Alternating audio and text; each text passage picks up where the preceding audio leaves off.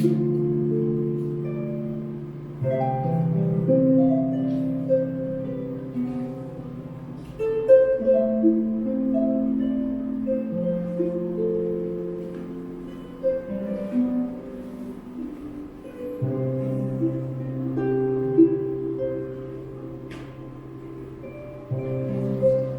everyone. Hi, welcome. Thank you so much for coming today. My name is Carmen Peace. I am a hospice nurse and I work at Home Health and Hospice Care at the Community Hospice House in Merrimack, New Hampshire. I'm here with my colleague Natalie. She is a liaison for the community, so she works with facilities in the community, our hospice house, hospitals, and you're all here today for green burial and home funeral discussions with our guest speaker, Lee Webster. So what we'll do is we'll start off with a presentation and then we'll have time for questions and answers. But I think throughout, if someone raises their hand, you're okay. Yeah, all right. So I'm just going to give you a little bit of background on Lee and what she is involved in and the things that she has participated in and chaired and served as president of, and all the different organizations that she belongs to. So she's going to guide us through this. She'll be discussing home funerals, green burials. She's a nationally recognized speaker in funeral reform, so changing the thoughts of traditional funerals into different types of ways that you and your loved ones can honor those who have died and given them something very specific to them that you can create yourself. So she belongs to the New Hampshire Funeral Resource and Education. She's a co-creator of the funeral.org partnership. She's served on major leadership positions in the Green Burial Council, Conservation Burial Alliance, the National Home Funeral Alliance, and the National End of Life Doula Alliance. So these are a number of different organizations that come at end of life from all sorts of angles and ways to address it and make it very, very unique and personal to those that are being impacted by it. Lee also teaches and does guest lectures, as she does today for us, about historical and contemporary funeral practices at mortuary schools, universities, adult education. Even at Dartmouth College, there's Osher and OLI, which are their organizations where I think like adult ongoing learning happens at those locations. And she's authored several books, many of which are on the back table there. You're welcome to take a look. I think the library even has some that you could check out if you were interested in doing so. So we are recording this session, so everyone knows the Nashua Access TV's helping us today so that we can continue to provide this ongoing to folks who might not be able to attend our session today. So again, thank you for being here. We appreciate your participation, and we look forward to a real informative afternoon. Thank you so much. All right. Well, thank you. I hope you can all hear me. We do have a little bit of a buzz in the back room. That's to keep the air flowing. I think we all want that. But if you have an issue, just let me know. I'm glad to be here. This is actually my first time speaking in public since I took a summer break, so you're going to have to be patient with me. But I hope that this is going to answer some questions that you may have. There's an awful lot in the press lately about things like human composting and so on. We are going to talk about that. By the way, the jar in the back is actual human compost, and you want to take a look at it. You'll notice that it is not soil, it is mulch. So we're going to talk about why that is. But we have a few things that we need to cover first before we get to the what I call the sexy stuff. Okay? One of the first things we need to know are just a few facts around funerals. One is that we forget this. The next of kin is the person who has full legal custody and control of someone when they die, right? Not funeral directors. They don't have any medical or legal authority unless you give them legal authority. So it's the next of kin. We have every right to care for our loved ones, and in the state of New Hampshire and 39 other states, absolutely everything without hiring a professional. We're going to talk about that a little bit tonight. The medical examiners, if for some reason we go to a medical examiner's situation, the body is then released to the family as well. So that's, that people go, but won't we have to call a funeral director? No, not even then. Embalming. A lot of people think that because embalming became a really big deal over the past decades that we have to do it. No, we don't. It's an option. It's a choice. In fact, keeping bodies clean and cool is almost always completely sufficient. We can do that at home. Vaults. Many people aren't aware that cemeteries often require a cement box to go around the casket. They're surprised when they go to bury someone and they have to then spend another couple $1,000s for a cement box. The cemetery makes the decision about that. It's not a state law. So that means that those people that we elect in New Hampshire every year to be our cemetery trustees, they make the rules. So we have a way to change the rules and not require cement boxes in our cemeteries. Home burials are legal in New Hampshire. We have little rules around how that works, but it's not very difficult. And in fact, is on the rise here. More and more people are choosing this. And the biggest thing to know throughout everything I'm talking about, because people come to this topic with a lot of fear about getting caught with a dead body. There are no funeral police. No one stops you at the border when you're leaving the state and looks for a dead body in the trunk. It doesn't happen, isn't going to happen. As long as you've got the right paperwork, which is easy to get, you're good to go. So I want to talk a little bit about how we got to where we are right now. And I find some of this stuff pretty fascinating. I'm not going to go into every detail. By the way, everything that you see on the slides, you don't have to read it all or anything. It's really to give you some pictures and some ideas, and we can catch that later. I will be putting this up on the New Hampshire Funeral website so that people can go and look at the slides more closely. So don't think that right now you have to be an academic. But the thing to know is that prior to the Civil War, people died at home. That's where things happened. They mostly died of farming accidents, as a matter of fact, wasting diseases, tuberculosis, and so on. But this is where women did everything, right? Women were the healers, the carers, the nurturers, and they were also the death workers. This is important because it's going to change. Lots of community support and so on. There was nothing done. Dead bodies were supposed to be dead and look dead, and that was perfectly fine. We had an acceptance and an understanding of this. I remember my father talking about his grandfather in the front parlor. So this isn't a long way away from our collective memory. We do know what to do when somebody dies. I always tell people, you know how to operate a washcloth.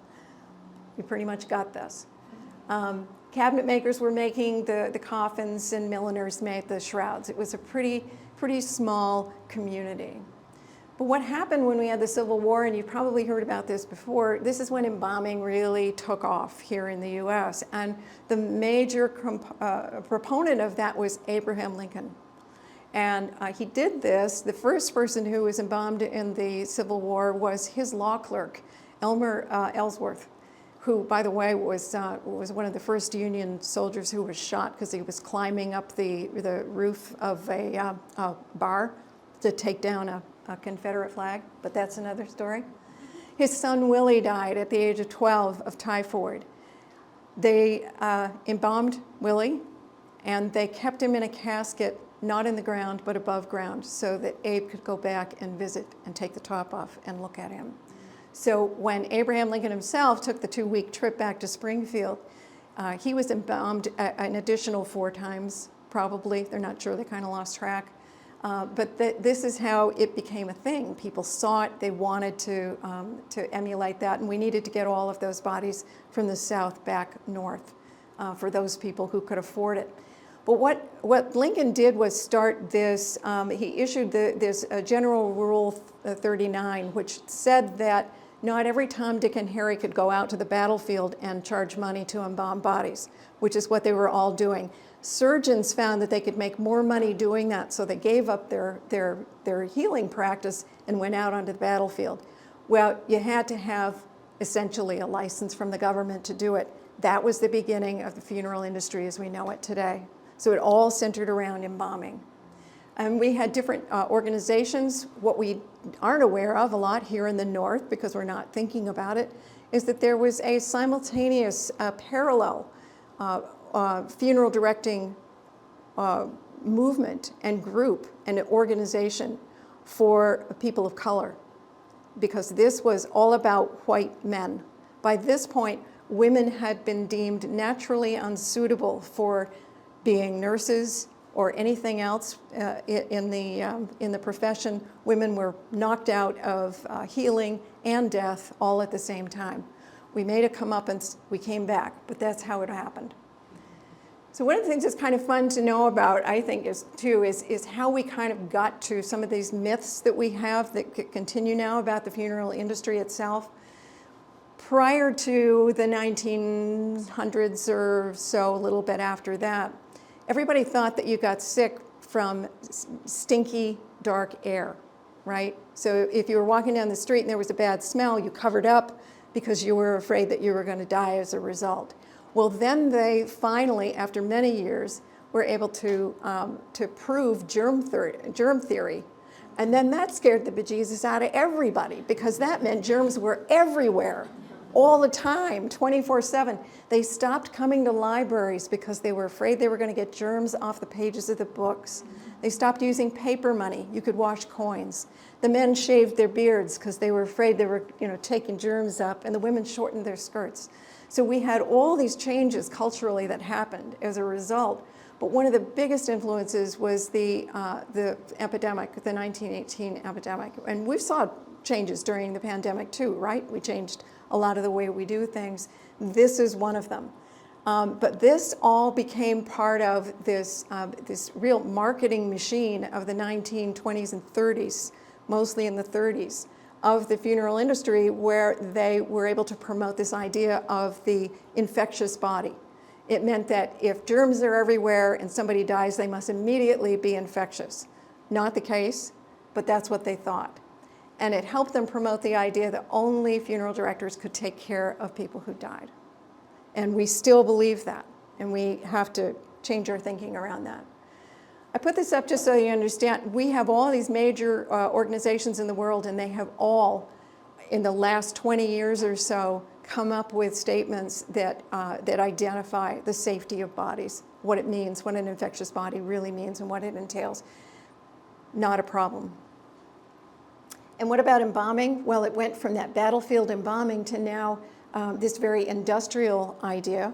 What we know now is that we don't have to use it in the same way. We aren't pickling people with 100% formaldehyde, which, by the way, killed all those surgeons, all those greedy surgeons.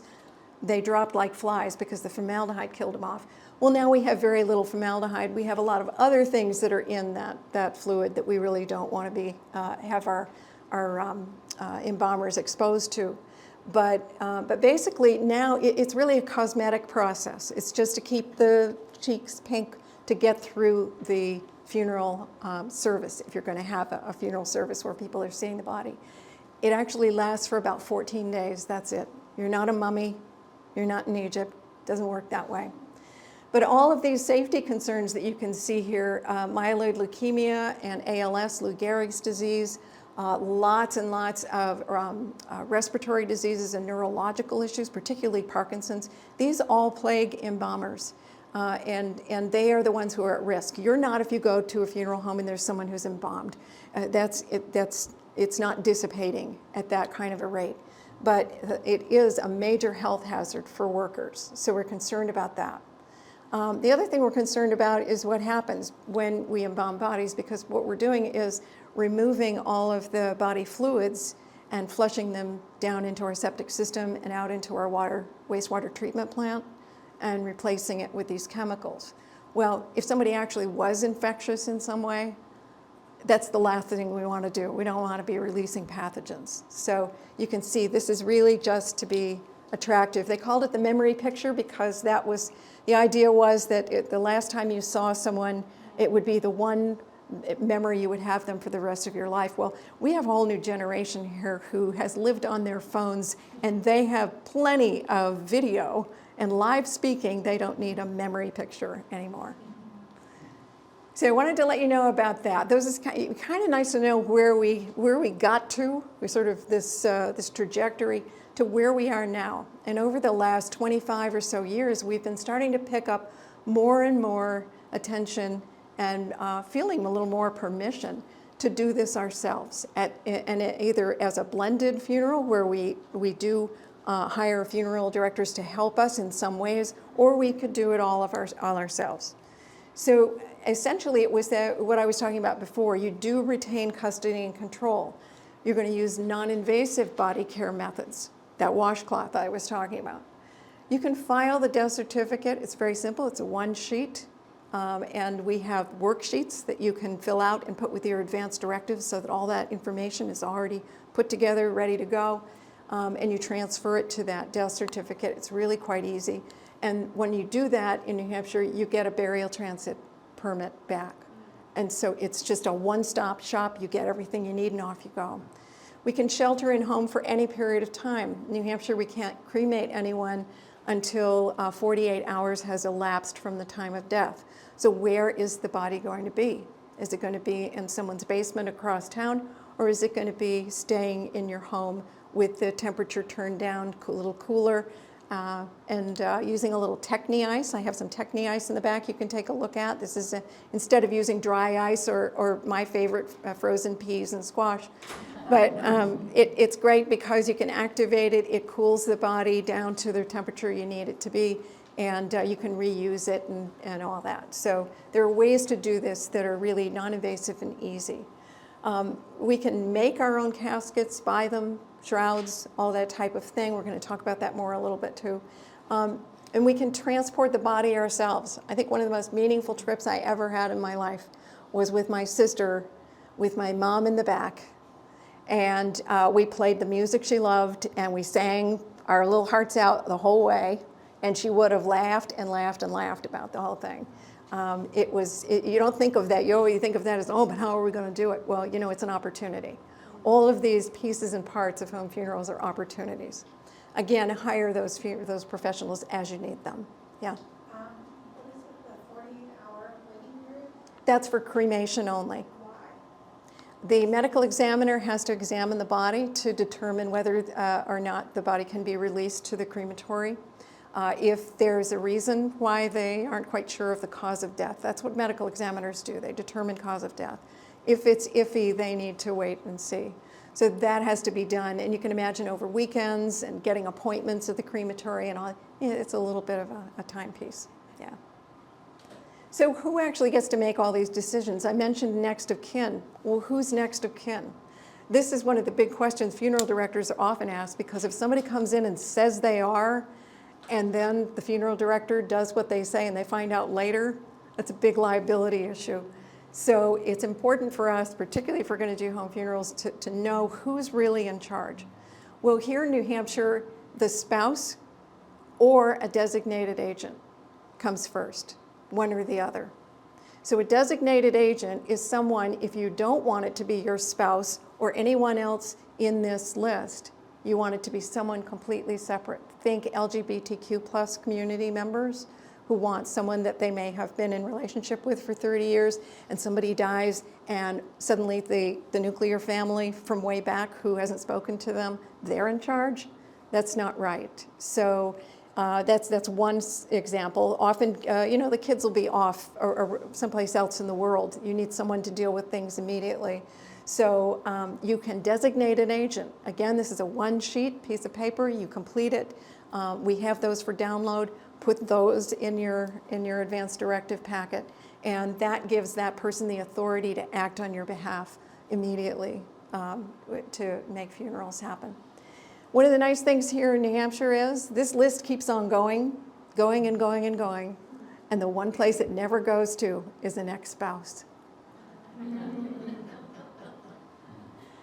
The paperwork I talked about, this is really pretty easy. I'm not going to go through every single detail, but basically it's generated by the medical authority. So that would be the hospice nurse if you were on hospice service. It would be the medical authority in a hospital setting. It could even be your PCP when you decided to die at home even though you're not on hospice service. It could be anyone. And they're going to complete a medical portion. The family completes the demographic portion. That goes to the town clerk's office, and you have 36 hours to do that. However, here in New Hampshire, we're a little loose. Again, remember, no funeral police. Nobody's got a stopwatch at your house on a Friday night And then Monday is Martin Luther King Day, and then Tuesday is an ice storm, and you can't get there till Wednesday. Nobody's putting you in the house, so don't worry about it. But we do try to follow it. We have this much time to get it taken to the town clerk, and then complete whatever else we want to do. Go on to the cremation or the burial.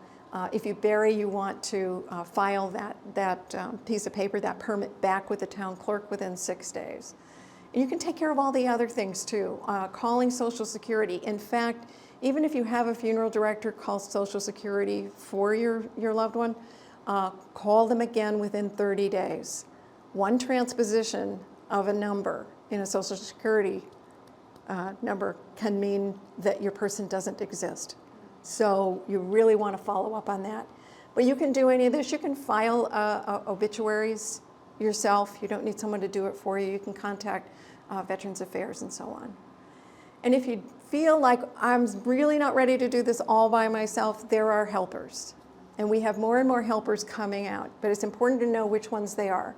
There are some people out there these days who have trained to be able to help you with your advance directives. You can find those people pretty easily. Usually your local hospice has got lists of resource people that you can contact. That's a good place to start. Doctors' offices as well. Estate planners, they often have this kind of information. So we have people who specialize in that. You may have heard of death doulas. This is one of those words that we all are trying to avoid. We really mean end-of-life doulas. They're people who assist up until the point of the death occurring, all right? They're on the life side.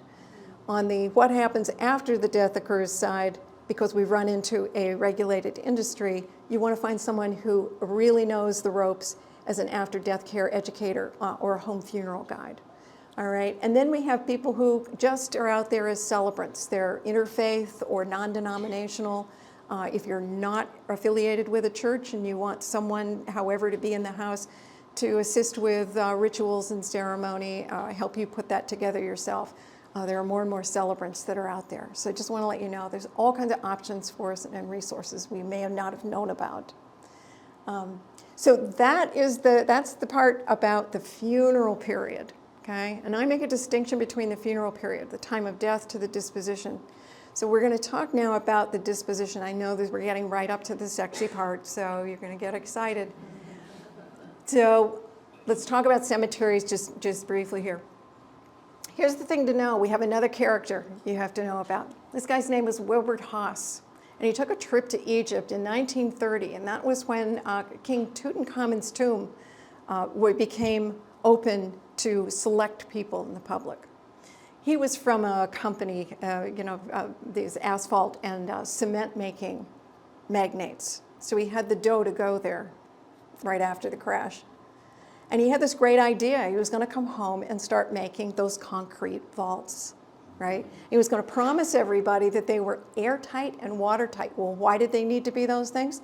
Because we are still in this craze. We're worried about these guys, the grave robbers, who they called ghouls. And they were all worried about, animals getting into the grave and so on. They were more worried that grandma was going to turn into a ghost and come out. So we were worried about ghosts and zombies. So he was going to just tighten this thing right up. There are all kinds of patents out there, but he finally got it figured out. The problem is that, now we have all of these cemeteries that are basically concrete parking lots under a couple of inches. This is to keep the lawn flat now. There's no other reason. So, and this is what we put in the ground every year, still put in the ground every year, and we also throw a lot of herbicides and pesticides out. I used to be a runner, believe it or not. My favorite place was cemeteries because there were never any bugs there. Thank you, asthma. But you'll see caskets are leaching all kinds of stuff into the ground all the time. As a matter of fact, all of this is a big point that we need to understand. It is not the body going in the ground that's going to cause problems. It's the stuff we put in with it. And we have the research now to prove that. When our bodies go into the ground, the nutrients are available Anything that shouldn't be available is taken up and bound. Soil is the best filter ever. So without going into too much of the science, this is really what you need to recognize. This plume they're talking about is all of this stuff that we're putting in with all the products that go in. And we also have all that concrete, building all that concrete, moving all that concrete. We're talking tons per vault, enormous carbon release for that. So there's a lot involved with that. And here's the other thing to know. People are always concerned, oh, but what about the water table and what about this and that? Well, here's what, in the United States, we have 6 states that have anything, they care at all how close you are to water. And it's usually about 50 feet. Because bodies don't go anywhere. They stay where they are.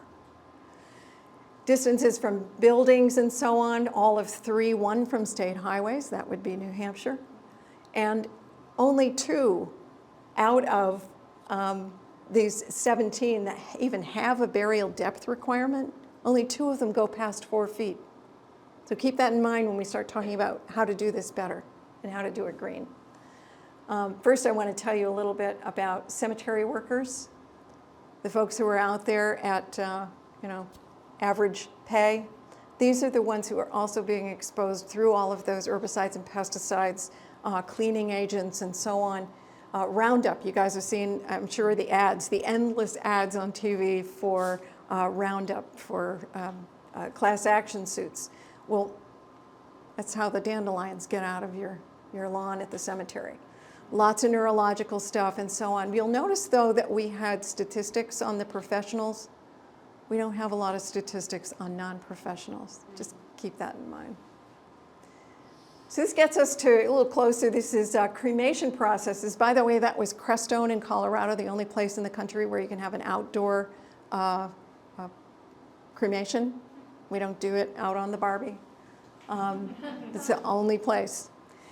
So I know this is a lot of language, but I just want to hit a couple of important things. Flame cremation is now here in New Hampshire. We're up over 70% or so. A lot of people think that it's more environmentally friendly, so I'm going to bust that myth for you right now. By the time we're done burning the fossil fuels, usually natural gas, to do a cremation per person, that's quite a lot of hours and time. We're going to leave about 7 to 10 or maybe a little bit more of pulverized, incinerated bone. Once we've incinerated it, there are no nutrients available. Okay? In fact, it becomes, it's relatively neutralized over a long period of time, but initially it's about 2,000 times too sweet. It's on the pH side of sweet to get anywhere near your grandmother's rose bush. 2,000 times. Over time that we might reduce that to about 200. It's still not a fertilizer in any shape or form. We try to keep it away from plants. We try to keep it from being on top of plants. We don't want to girdle trees either. So, we have to think about what we're going to do with this when we're done with it. Most of it stick them on a shelf and we say it's somebody else's problem. Well, I can tell you real estate agents are getting really sick of finding these things in weird places and houses. So it is an issue. We're also burning a whole lot. We're releasing a lot of carbon, at least 250 pounds per person, maybe more. And again, that final product is calcium phosphate and sodium. Calcium and sodium, not things your plants really want. And the phosphorus runoff is another piece too. If we have enough of this in one place, we can be looking at that material that can run off due to rains and so on into waterways and create issues for marine life and plants and the water itself. So, issues. What ways can we dispose of this type of remain? It's legal to spread them or bury them anywhere you want as long as you have landowner permission. We used to do this a lot in state and national parks. People would love to go and just sort of toss them up in the woods. Well, more and more we're being restricted from that because it's been abused. When you look at places like Zion and so on, you're going to see people come and they dump them, and they're very dense and heavy. Nothing grows in them. They're killing off really special, fragile plants and so on in these areas. We definitely don't want to take them up on an alpine ridge or a mountaintop and dump them there, killing everything off. So that's a concern. There's also concerns Native Americans are standing up and saying, no, stop dumping this stuff on our sacred ground. So that's changing. The good news is that conventional cemeteries and some natural burial cemeteries are happy to take them. And they have protection, right? We call it legacy protection. So no one's going to move any of those. Nobody's going to take them anywhere. They're going to be safe where they are. And that's for a nominal fee. Some faith communities have memorial gardens, community gardens for spreading or burying, and those are reasonable too. So another thing, this is interesting in the state of New Hampshire, alkaline hydrolysis, which is it's often called wet cremation. Well, cremation means incineration, so it's kind of a silly word play. What it really means is that we're going to take water, highly pressurized water, heated, so we're using fossil fuels to get it there. And we are, it's a lot of water, as you can see. We're going to take that, add lye to it, and that's going to dissolve the soft tissue.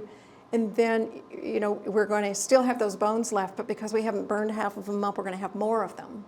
So those have to be disposed of somewhere, and so does that about 300 gallons per person of effluent also has to be disposed of somewhere. We don't have a way to do that. We don't have a legal way to do it. Here in New Hampshire, this has been legalized and then made illegal again, all right? So this isn't an option for us here. If you're interested in it, Belfast, Maine has a facility. But it does use less energy than flame cremation. It is cleaner, and again, the bones aren't destroyed. So it's worth looking at if you want to try to get a little greener than flame cremation. And here's the big one that the media keeps getting so very wrong.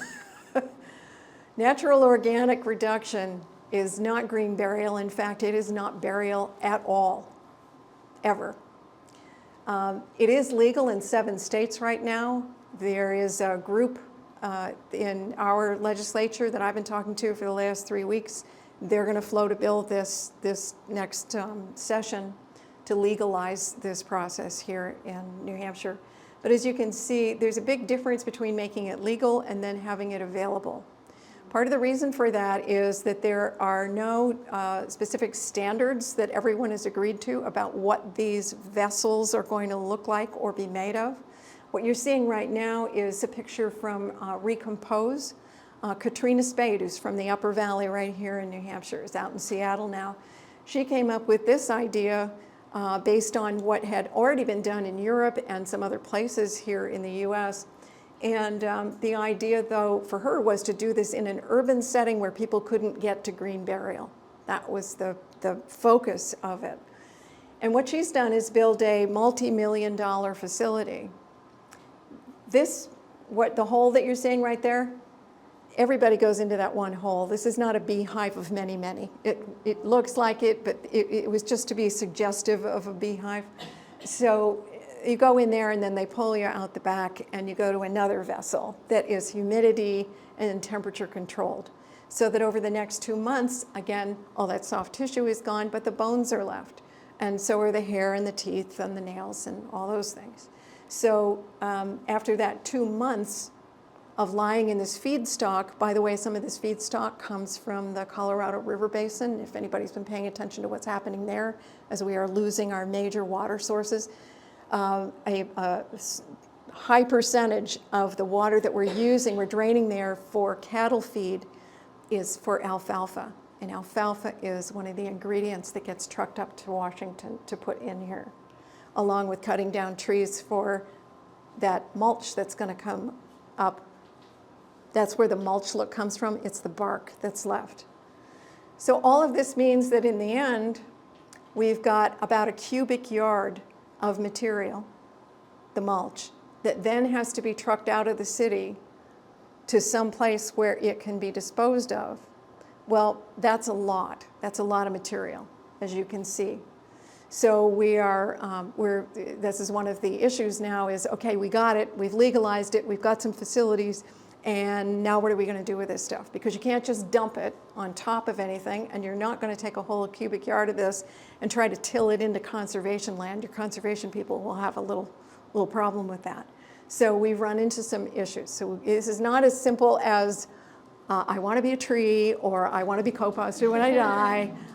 There's a lot more to think about here. There's a hidden footprint to everything. So watch for that. And I had started to mention there are different types of facilities. We have this beautiful top of the line one, and then Colorado, we have a plywood box that you kind of rock like you shift your wine bottles once in a while. They go in and they kind of shift bodies. That's how they do it. And another quick thing we want to talk about is greenwashing. And the things that I just spoke about are not greenwashing. Those are actual processes. We have a way of doing them. They make sense. We will refine them over time so that they make sense.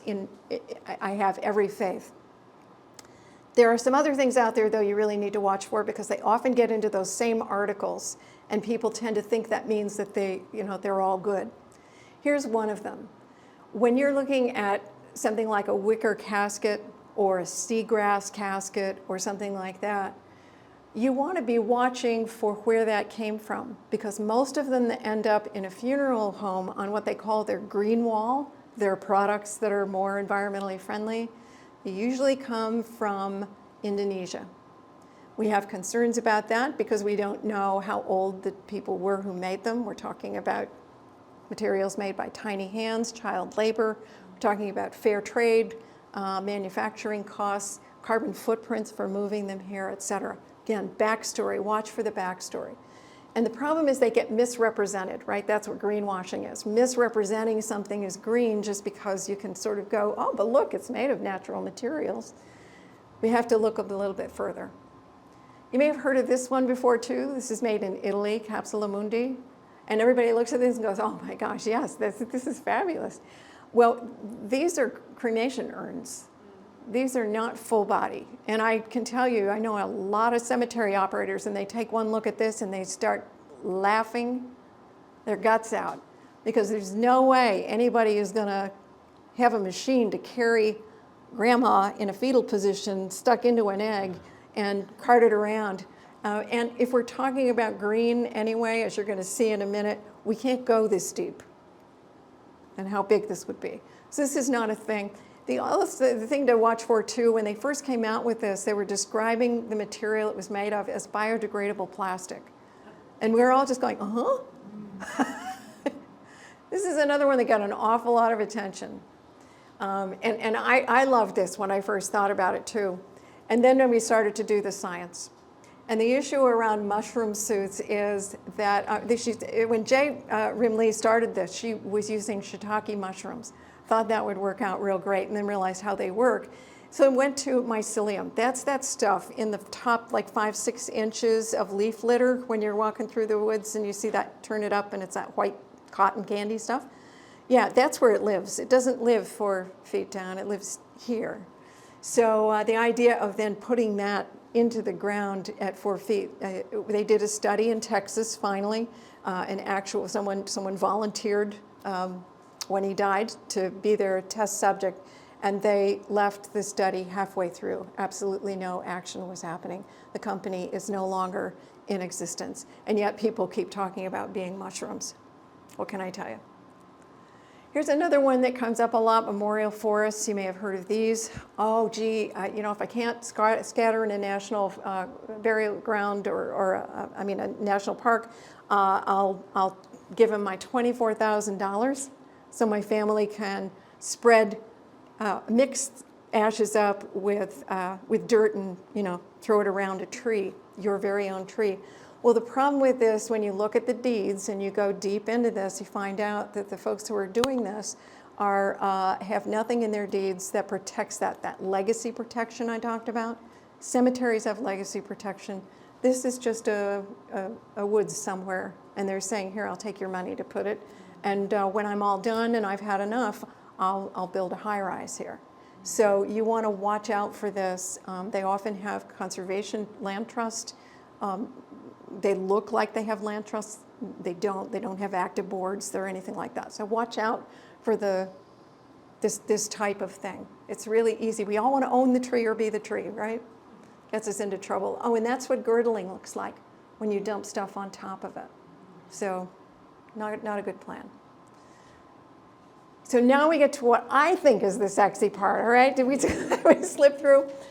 Green burial, and what I want to do is, in the remaining time, is just walk you through what it feels like to be in green burial space. And I think for most of you that'll be familiar. You take walks in the woods, you take walks in the fields, you probably know what this feels like. It's a little different when you got a dead body. So we're going to go through this. One of the things to take a look at, and I, again, won't bore you with the science a lot, but what we need to know is if we took all of those 70, 80% cremations every year here in New Hampshire, this is what we could be doing instead. We could be sequestering this instead of putting it out into the atmosphere if we simply buried those bodies. What does it mean to have a natural burial? It means that we're going to bury it that 3.5 to 4 feet that the law allows us to bury it anyway. Just get rid of that vault and the fancy casket. And we're going to use biodegradable containers of some kind from renewable sources. Again, want to pay attention to that. We're not going to use embalming. This is not the hill we die on, embalming, because again, 2 weeks later, that preservative effect is gone.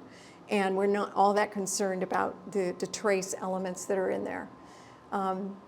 But it is important to note too, I've been putting the prices in here as we go. I hope you've been paying attention to that. There's a big difference between being naturally composted in the ground for $400 as opposed to composted above ground for a couple of months for $7,000. So, money talks too, right? Some of the main things that people are concerned about are whether without the vault, isn't the grave going to cave in? Well, we're not going as deep as we have to get to accommodate that vault. So we're going to be up at a more reasonable level. And I've helped with a lot of home burials. 3.5 feet is plenty deep enough.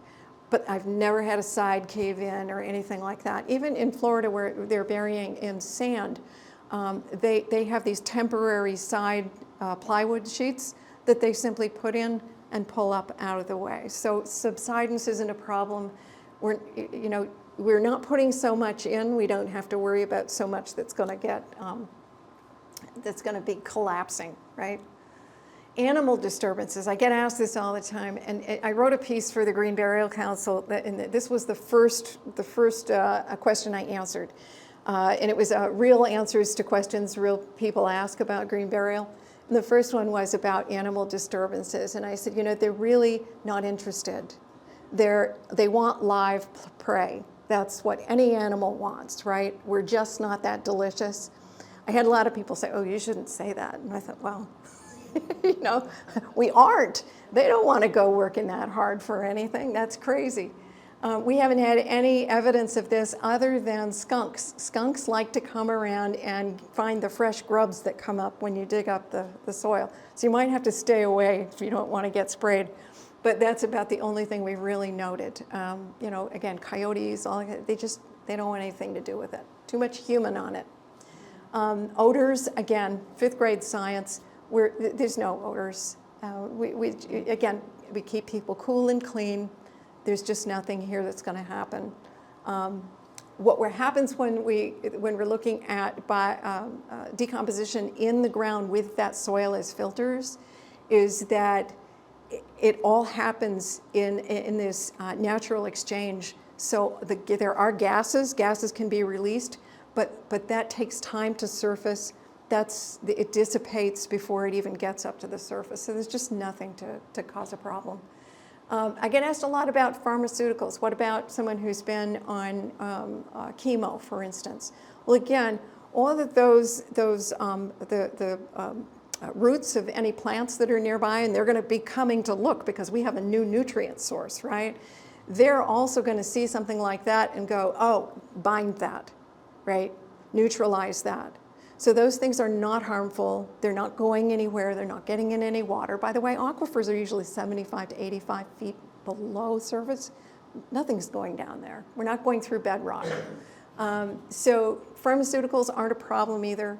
Pathogens, we've got a couple of things where we are very careful to bury the body and not disturb it again. And that would be Ebola, because the pathogens last longer, and Creutzfeldt-Jakob disease, the brain prion disease, mad cow disease, okay? And there's one hepatitis that has a little bit longer shelf life than others, but otherwise we don't have a problem. When we first started with COVID, we had funeral directors saying, oh, can't do green burial anymore. We went, oh, yes, we can. We knew right away, so did the CDC, we're good. Metals, what if you have implants and so on?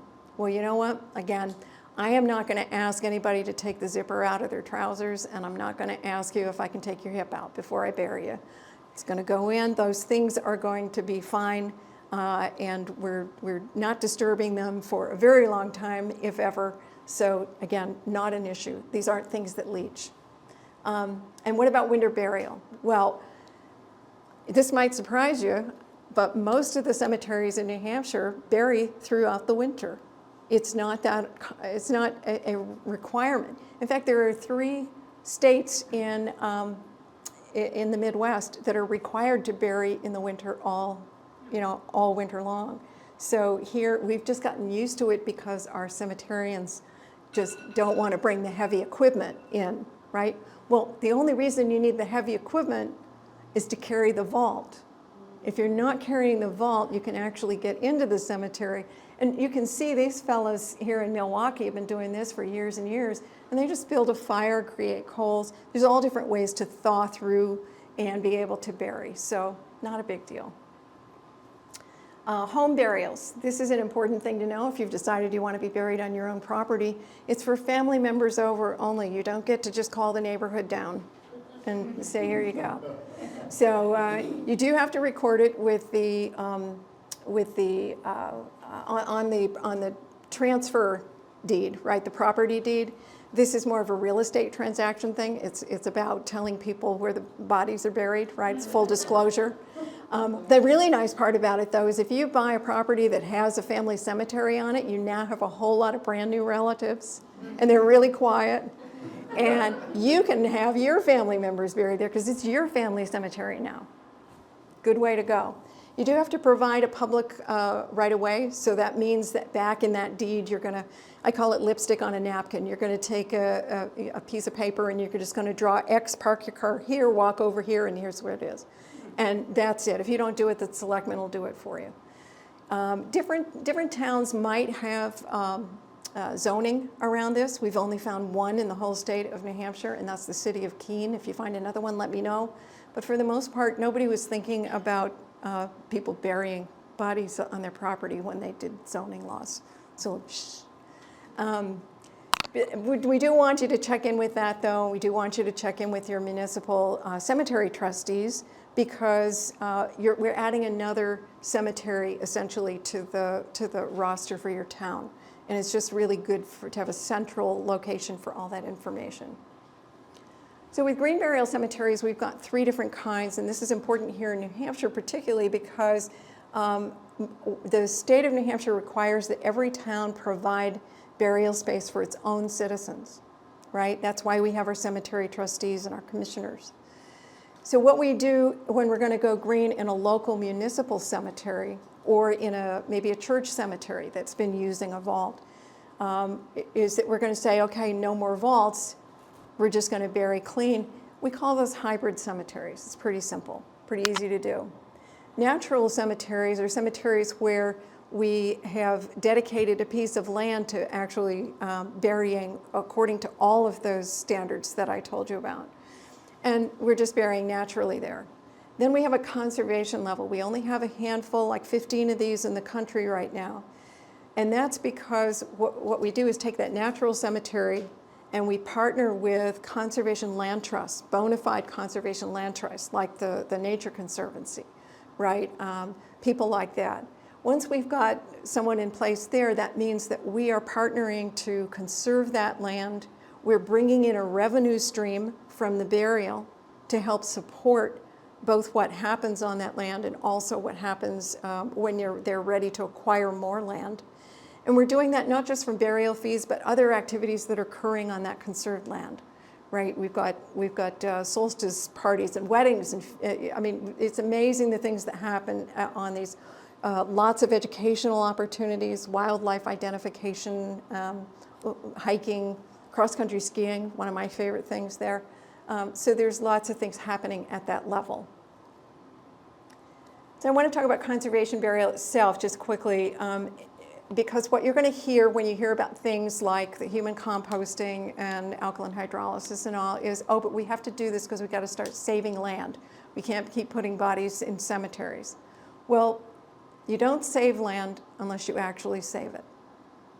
Just not using it and letting a developer get it is not saving land. Not that I have anything against developers, but in general, you see where I'm going.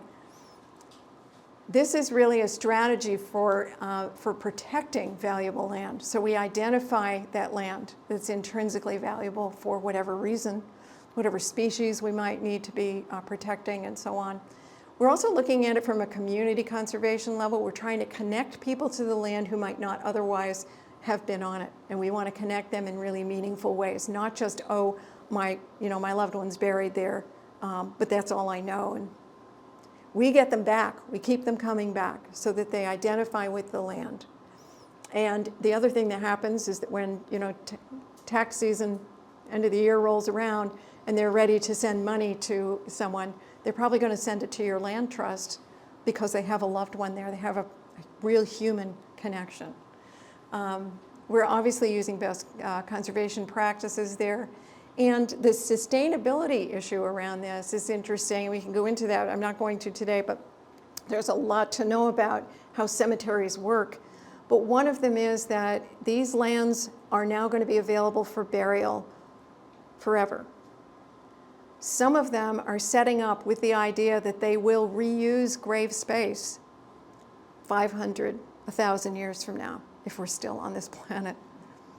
So there's a sustainability piece. And we have a very American idea that we own property. We don't actually. You just have a deed. The cemetery owns the soil. So we have these issues that we're trying to work out as we go through this. So this is why I'm going to give you a bunch of pictures from all over the country. By the way, not every cemetery is going to look like every one of these. There is all different levels that I was talking about, all different places around the country. But you get the general idea.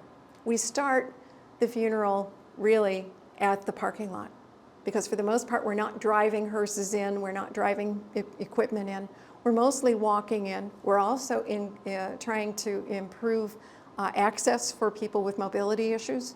Also for the hearing impaired, visually impaired, we're setting things up on these walkways into burial grounds so that we improve access for everyone.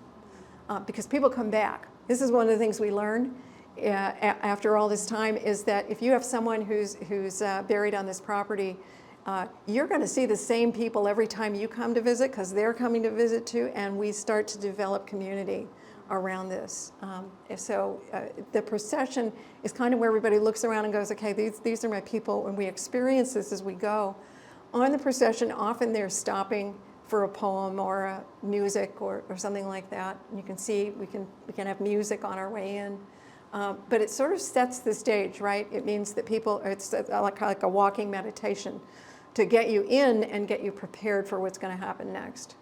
Again, we've got different ways to get in. We have different, not everybody's got a burro, I gotta tell you that. But a lot of people have a retrofitted golf cart and those work pretty well. We wanna be sure that everybody can get to the site comfortably. The grave itself, when you get there, will be prepared, meaning that it will be dug. We have some places, one in particular here, it's not in this picture, it'll be in the next one. We have in Florida a group in Gainesville, and they call themselves the Order of the Pick and Spade. And there's people in the community who, when they get the call, whoever can make it comes out, digs the grave by hand.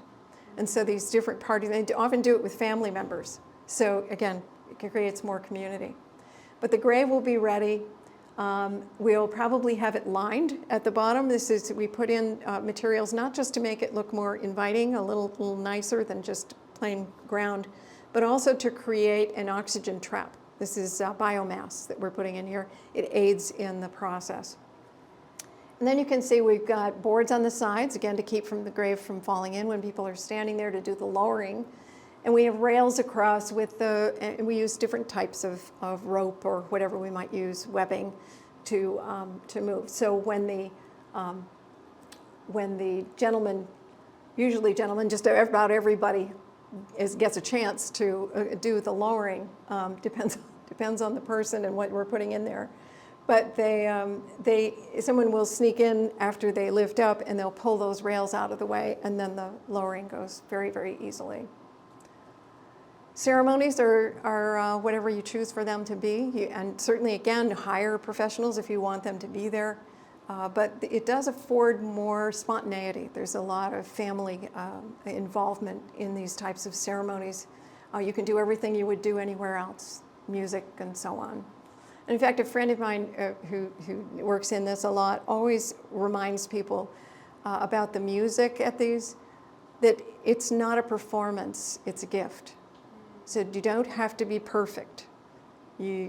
Whatever you can offer at the grave site. And when you're out there and you don't have all the equipment, people get nervous, so it's a good thing to know. There's the lowering. So you can see different ways to lower. In Washington, they start at the head of the grave and walk in and lower, so you don't have to have all of those rails. Others have got pre-formed standing areas, and they lift the whole template off afterwards. So different ways to do things. To finish, once the lowering is completed, we also put more biomass across the top. That first picture you see, we call that blanketing. And again, that creates more of that oxygen. It also means that we've put a soft material on top of what might be a casket or a shrouded body. And when that first dirt goes in, you don't hear the thunk. You hear a soft landing, and it's much more comforting. Family members get involved in this. Kids absolutely love it. They grab a shovel. We usually have shovels for them their own size so that they get in there, and it's their job to do it. We forget that grieving is a physical activity. It's not just to sit around in your own head. And what this does is give people the opportunity to grab that shovel, not just a handful of dirt. They can if they want, but if they want to, I've seen people start out I'll just do this for a minute and off I'll go. And the next thing you know, they've stripped off and they're just in there, and we call it crying and digging. There's nothing quite so cathartic as getting physical, that the burden of grief. Then we finish off, once that's in there, we finish that off. We're gonna mound it too, by the way. So we've got even more protection against those wild animals that everybody thinks they're gonna come in there. But we mound all the soil. We don't take it away like the way they do in cemeteries. So over time, this is just going to collapse. Usually takes the first a couple weeks to a couple of months, and you can go by and not even know that anything had happened. We tend to put things on it not just because, again, that it looks nice, but it also protects against weather that's coming. We don't want to, if you have a big rain after you do this, you don't want that erosion. But it also gives you another opportunity for art in the cemetery. And we do a lot of art in the cemetery. So it's another way to connect people. Again, that family participation has a lot to do with it. A lot of ways to see it. I'd mentioned before there are activities that can happen in the cemeteries that are very different from the ones with all the rows. A lot of goat yoga. Congressional in Washington, D.C. has been doing this now for a dozen years or more. Lots of ways to get people onto the property to connect. And that winter burial, I just wanted to show you a couple more pictures. You saw the one in the middle already. But you can see in New York, upstate New York, in Maine, it's not that hard. You can do it. So knowing about how the graves are going to look and all that, it makes you feel a little bit better about participating, I think. But one of the questions I get is, okay, so you walk away and you're not going to have any gravestones or anything. Well, no, that couldn't be further from the truth. We're looking for different ways to memorialize. Because that really is the key. It's remembering the people who were there, but without a great big, stone, perhaps. If we use stone, we use something that we probably got right there on the land itself. So that's going to work just fine.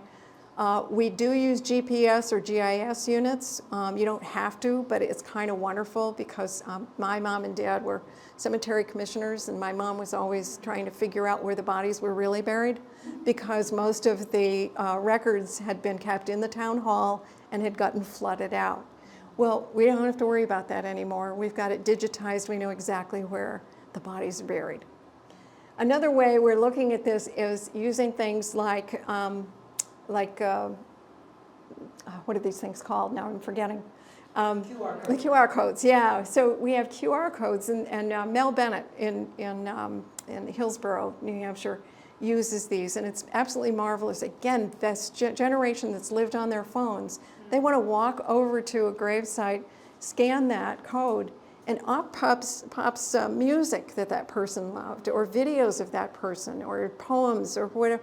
This is a living memorial, not just a stone with some dates. So we're looking for different ways. I mentioned artwork before. We're accepting artwork, either temporary or permanent installations in these cemeteries, so that people come back and can relate to the space in a very different way, and again, call up those memories. We're using shrouds. There's no law that says you can't use a shroud. They're great.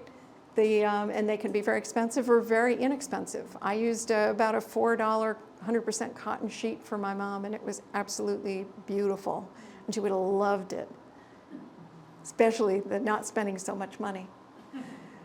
But you can see that the one in the middle here has got a board underneath it. That's a shrouding or a carrying board. And what we do with those is that we put the body in the ground. Sometimes we leave them there. If they're biodegradable and the family wants it there, we'll leave it there. Otherwise, we do this little tip and slide, and it comes right out, and we can keep using it. Biodegradable caskets, important. Again, if they're locally sourced, you can see there's lots of different materials we can be using here. It doesn't have to be. We're not all looking at mahogany. We're not all looking at pine. We can do all kinds of things. And if you want to take a look at this website, I started this one. This is called the Funerary Artisans Collective.org. You'll find a sheet so you can take it home and find this website. You'll find local artists throughout the area here who make all different kinds of wonderful things. So support your local artists and craftspeople and shop local. Two more quick things. One is about environmental justice, and I've been alluding to this throughout, and I just want to put a little underline on it. What we're looking at often, and not here in New Hampshire, we have pretty decent access to natural space, but that's not the case everywhere, and it may not be the case even for people in downtown Nashua. There are people who are afraid of being in nature. What we're trying to do is create an atmosphere and opportunities for more and more people to access this. And there is a big push in this country for more, not just social justice, but environmental justice.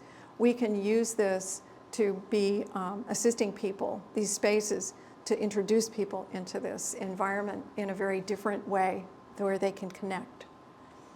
And the last thing I want to tell you about is, who wants this other than every one of us in this room right now, I hope. We've been keeping track of people's responses to green burial now for many years. By the way, this month is the 25th reunion or anniversary of the first green burial cemetery in the United States. That's Ramsey Creek in South Carolina. So we've been keeping track of who's been interested since then. And in 1998, it was pretty much a couple people. Well, now we're looking at about 91% of people who are asked are saying, yeah, I'm kind of interested in this whole green funeral thing. And if you ask them, if you had to do this for a family member in the next 2 weeks, how many of you would choose green burial? And they said over 84%. And that was 2 years ago. I keep track of all of the green burial cemeteries in the US and Canada. And all of these organizations that I work with use those statistics and send people here. I don't get them all. I know I don't have them all, but we reached 425 just this last month. And there are more that are just waiting, many, many more. More and more cemeteries are hearing from people like you who are going to the people who run them and saying, but this is what I want my cemetery to look like. So this is really helping. And yes, the dogs. We bring the dogs to the cemetery too. We did it.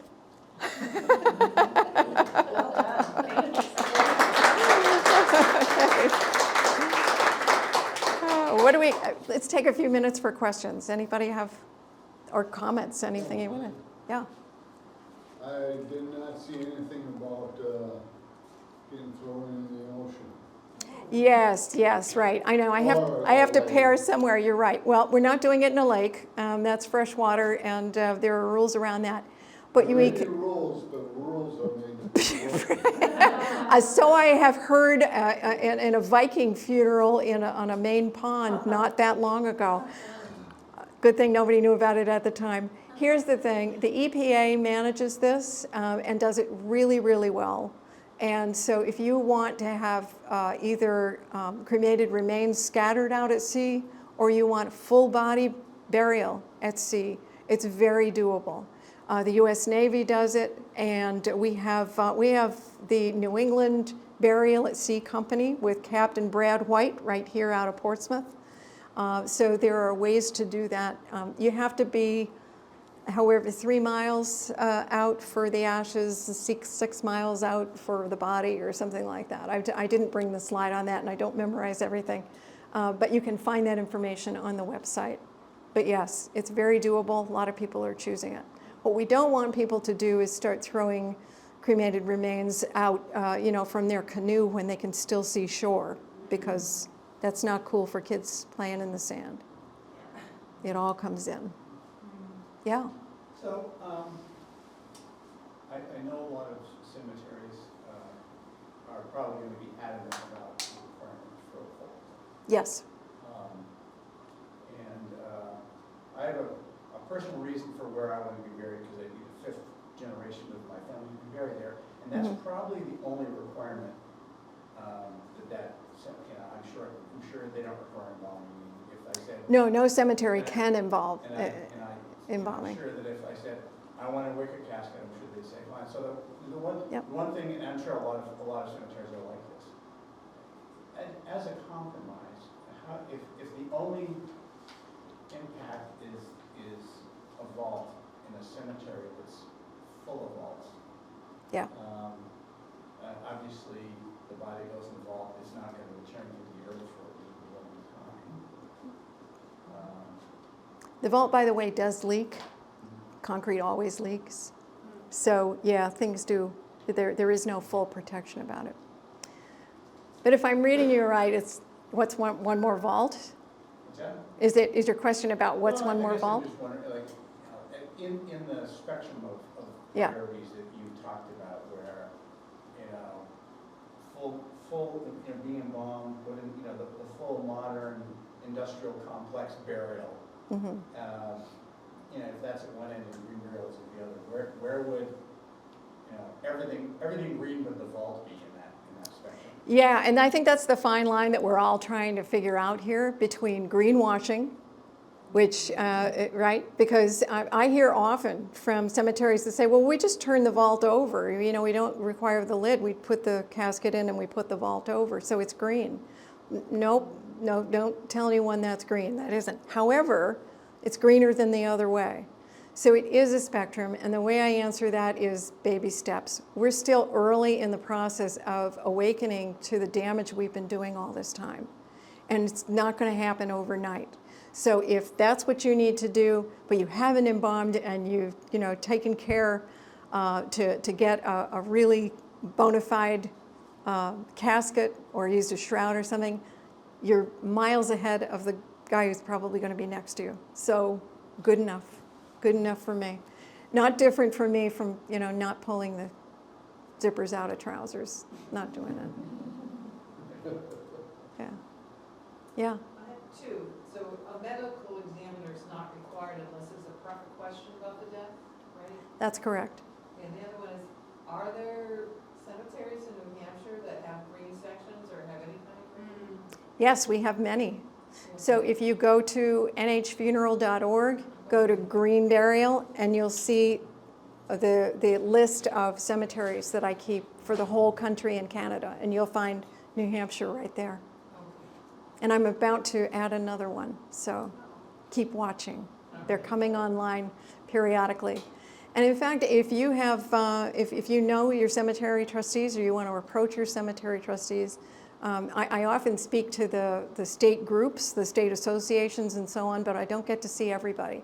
So you can ask them about vaultless burial or green burial, and if they're interested, I'm always happy to speak with them and talk to them. I have all kinds of materials waiting to assist them in changing those bylaws so that we don't lose their protective intent, right? There's a reason why we have the bylaws, we have the rules.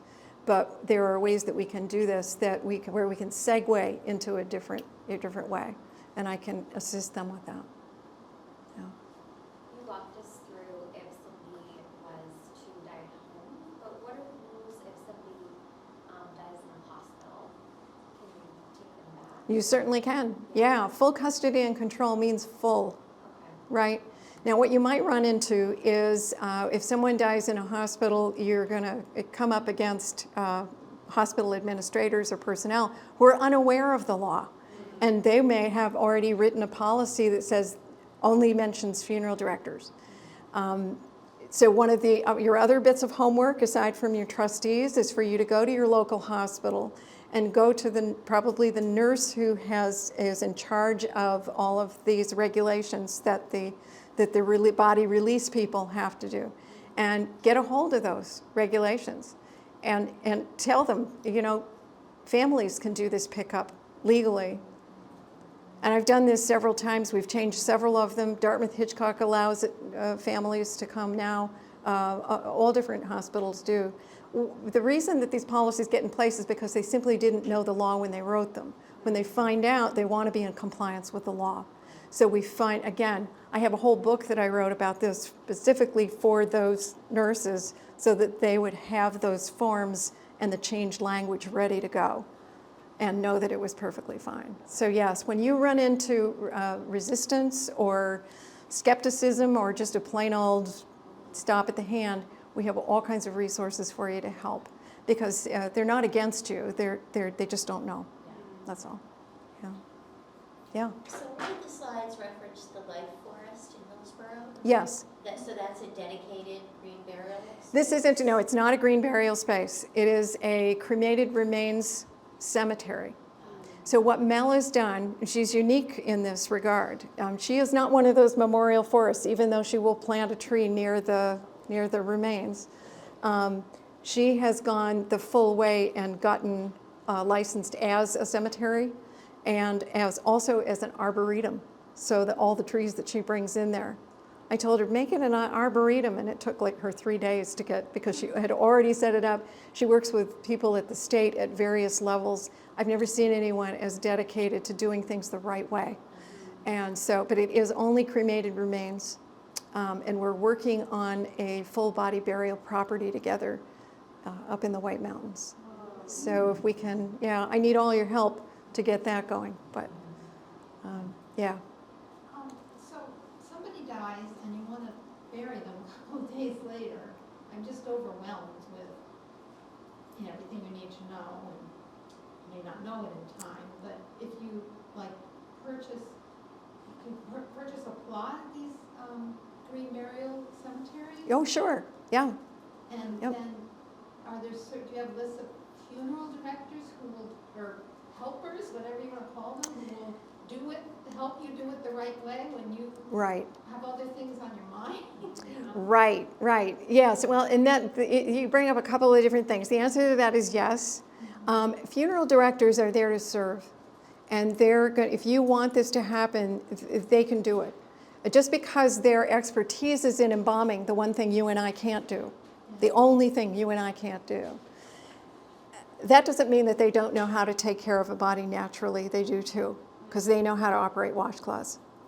So they can assist you. They can keep the body cool for you if you're unable to do that at home. I mean, there's a price to this, so there's a difference between how much you want to spend for what things. but you can ask them to file the paperwork for you. You can do all of this. There's another whole talk that I do that takes about this much time to explain the funeral industry itself and what goes into that pricing. But the short answer is yes, they will help you. The other thing I want to say is, I know it sounds complicated because I just had to go through some lists for you, but if you've been caring for someone who's been dying in your home or elsewhere, the death is not when things start to heat up, it's when things start to cool down, okay? And the whole point of doing some of this yourself, particularly if you can do it in your own home, is that you can finally step and go, okay, I don't have to step and fetch anymore. I am going to sit here, and if it's 2 in the morning, I'm going to come in and sit down and talk to them, and I'm going to do whatever I'm going to do. But there's no great emergency. It takes usually under an hour to get the death certificate and the permit. That is the only thing you're being asked to do legally. Everything else is, I have time. I can take this time. And you can take days. By the way, in Europe, it's very common in England to wait at least 2 weeks to call the undertaker to help with the movement. It's just, there's not this cultural imperative that we think we have here, where somebody's dead, we better get on the phone. It's not an emergency, we don't have to do that. So if you step it back, there's not that much to learn. I know I'm giving you a lot of information, but it's way easier. And we have step-by-step guides on what to do, A, B, C, D, for you, too. So, yeah. Anybody else? All right, well, thanks so much. I really appreciate it. Appreciate your attention.